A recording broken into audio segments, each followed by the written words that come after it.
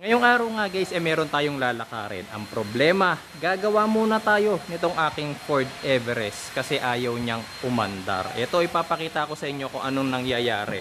Ayusin muna natin itong aking Ford Everest. Mamaya na yung sa scanner natin, papakita ko muna sa inyo kung ano yung lumalabas na error kapag tina-turn on natin yung ating ignition switch. Para ito sa awareness ng lahat ng takot sa Ford.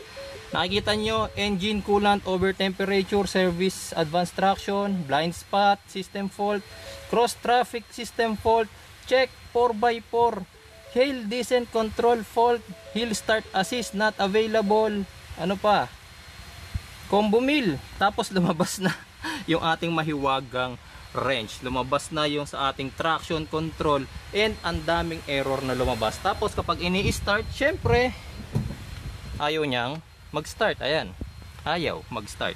So nakalagay engine coolant over temperature pero hindi pa umaandar yung ating sasakyan. Well guys, sigurado ko pupuntiryahin na naman ang ating comment section ng mga basher ng Ford and sasabihin sirain talaga ang Ford, diba? So eto mga bossing, para sa kaalaman ng lahat, itong Ford Everest natin is wala talagang problema. Actually, may nakita kasi akong video na in-upload sa isang Ford Everest group nung nakaraan. Tinatanong niya kasing same problem. Unfortunately, hindi ko ma-download yung kanyang video, kaya ang ginawa ko, sinira ko na lang aking Everest. Okay, ayos yung ating Everest, wala yung problema, pero sinira ko for the sake of this video. Bakit? Kasi pag na-tsempo na sa inyo nangyari yung ganong sitwasyon, for sure ubos ang laman ng pitaka ninyo. Sa dami ba naman ng naglabasan na yan, di ba? Okay, so ngayon mapapayo ko, in this part, huwag kayo agad mag-jump into conclusion ng scanner. Why? Kasi pag lumabas yung mga error codes na yan, yun din naman ang ituturong error code sa inyo ni scanner. Wait lang, pakita ko sa inyo. Mag-i-scan lang tayo. Ito guys, so tapos na tayong mag-scan. Makikita nyo, napakaraming pulang lumabas. Ganyan karami. Hindi na natin iisa-isahin yan. Kasi nga, nonsense sa ngayon si scanner. Kasi hindi yan ang right material or thing na kailangan natin para maayos si Everest. So ano yung kailangan natin? Ayun, ayun. Yung puting book na to. Bakit? Kailangan nyo ngayon guys, buksan ang inyong owner's manual, maintenance manual, ayan. And then pumunta kayo sa fuses and relay section and ipapahanap ko sa inyo ang relay number 9. Powertrain control module relay. Lahat ng lumabas na error dyan is may kinalaman sa powertrain. Ngayon, hahanapin nyo ngayon dito sa diagram asan ang relay number 9. Number 2, number 4 at ito yung relay number 9. Ngayon, punta tayo sa ating engine bay. At dito nyo makikita kung anong nangyari sa Everest ko. Bakit lumabas yung problem na yon. Buksan lang natin to. And sabi dito 2, 4, and 9. So 2, 4, and 9. Ayun. Uy, walang relay. Kasi nga boss, gaya ng sabi ko kanina, wala namang sira itong ating Everest. Wala siyang sira. Okay? So for the sake of this video, sinira ko siya.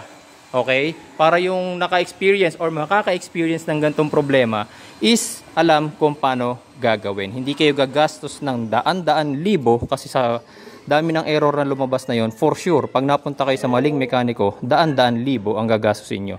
So, anong ginawa ko para lumabas yung mga errors na yon? Simple lang. Tinanggal ko yung kanyang relay. Okay? So, yung pagtanggal ko ng relay nito is the same as kapag nasira yung relay na to. Relay number 9. Kung di ako nagkakamali, ang original na relay na ganito is worth 800 pesos.